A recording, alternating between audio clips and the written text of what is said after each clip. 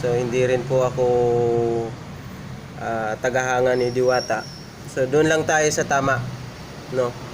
Sipin naman natin guys, isang open na lansangan, normal na may langaw. So panoorin na lang natin at tayo na lang bahalang maghusga.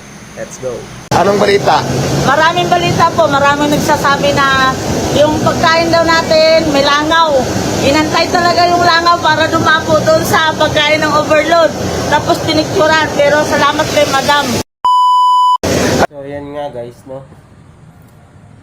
Narinig naman natin. So yung customer pala ay parang nanira lang. So naninira lang guys kay Diwata, no?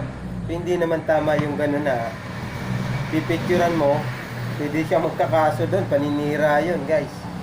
So sa mga katulad nating content creator, kung ano pa man, wala naman tayong karapatan para manira sa ginagawa ng kapwa nating Pilipino.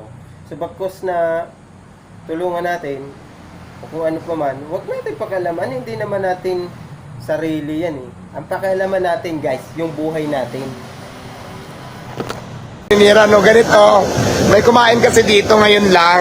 May nakarating sa akin. So, nag-order siya ng Paris. Ikukwento ko lang, nag-order ng Paris sa kanin. Siyempre, under rice.